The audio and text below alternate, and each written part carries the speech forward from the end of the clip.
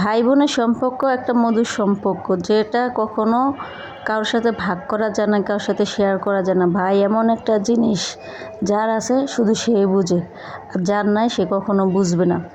তো ভাই বোনের সম্পর্ক মানুষের যখন আমি দেখি আমার খুবই হিংসা। হ্যালো গাইস, কী অবস্থা? আশা করি সবাই ভালো আছেন। আজকে আরেকটা রান্নার ভিডিও নিয়ে চলে আসছি আপনাদের মাঝে। যেটা বলতে চেয়েছি বলে আবার থেমে যাই, আর আমি না একটা সমস্যা, আমি কথাগুলো গুছিয়ে বলতে পারি না। তারপর আমার কথাগুলো বোঝার চেষ্টা করবেন আমি কিভাবে বলতে চাই।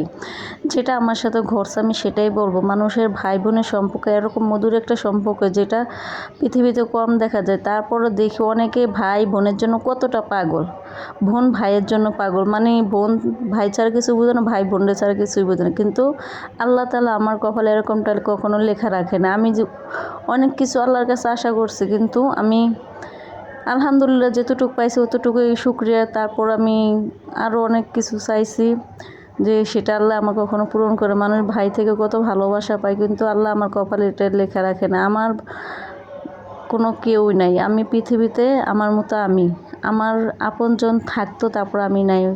আর যখন ছিল তারপর তাদের কাছে কোনো আমার মূল্যই ছিল না, তাদের কাছে আমার কোনো দাম ছিল। আমি এরকম একটা মানুষ পৃথিবীতে আল্লাহ আমাকে পাঠিয়েছে যে আমি কখনো কারোর কাছে কখনো একটু ভালোবাসা পাই না। আমি না ভালোবাসার একটা কাঙ্গাল মানুষ।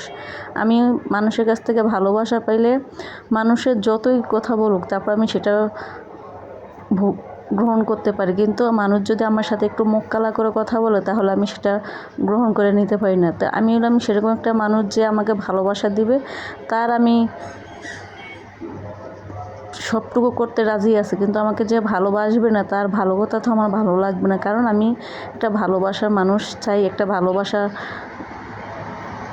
পরিবার চাই, কিন্তু আমার কপালে আল্লাহ এরকমটা লেখা রাখে নাই, সেজন্য আল্লাহ আমাকে দেয় না। সেটা আল্লাহ যেটা ভালো মনে করছে সেটাই করছে।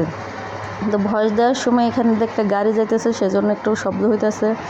যেহেতু আমার রাস্তার পাশে বাসায় সবসময় গাড়ি ঘোড়া চলাচল করে, সেজন্য সবসময় ভয়েস দেওয়ার সময়ও এডিট করার সময় গাড়ি ঘোড়া শব্দ আসে। তো যেহেতু আমি রাস্তার সাইডে থাকি সেজন্য এই সমস্যাটা আমার হয়। যারা এরকম রাস্তার সাইডে বাসা আসে তারা শুধুই বুঝবেন আমার সমস্যাটা কোন জায়গায়। তো যেটা বলতে চাইছি, তো সবার কপাল তো সবটা জুটে না। তো আমার কপালটা সেরকম। আমি এগুলো দেখলে অনেক হিংসা করি, অনেক আফসোস করি যে আল্লাহ তাআলা কেন আমার জীবনটা এরকম করে দুনিয়াতে পাঠাইছে। যদি না পাঠাইতো তাহলে তো ভালো হতো, কিন্তু পাঠাইছে তাহলে কেন সবার কাছ থেকে আমাকে ভালোবাসা থেকে বঞ্চিত করে রাখছে? কেন আমার পরিবার থাকতো আমার কেউ নেই? কেন আমাকে ভালোবাসতে পারে না মানুষ? কেন আমি মানুষের কাছে এত অবহেলিত পাত্রী হয়ে থাকি? কেন? এটা আমার আল্লাহর কাছে একটা প্রশ্ন। জানি আল্লাহ যা করে ভালোর জন্য করে, তো সবার কপাল তো সবটা সুখ হয় না। তারপরেও মানুষ তো আশা করে, তাই না, যে আল্লাহ আমার কপালে যদি এরকমটা হতো ওরকমটা হতো। তো আপনি একটা যেটা চাবেন সেটা কখনো পাবেন না, সেজন্য আল্লাহ আমার কপাল ওটা লেখা রাখে নাই। মানুষ যেটা চায় সেটা পায় না, যে না চায় সে পাওয়া যায়। অনেকে চাইও পায় না, আর অনেকে না চাইতেই পেয়ে যায়।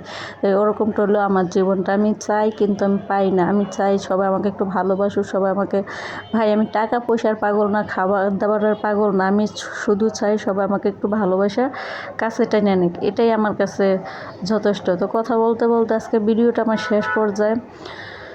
তো সবাই ভালো থাকবেন। পরবর্তী আরেকটা নতুন ভিডিও নিয়ে চলে আসবো আপনাদের মাঝে। আজকে এই পর্যন্তই। আল্লাহ হাফেজ।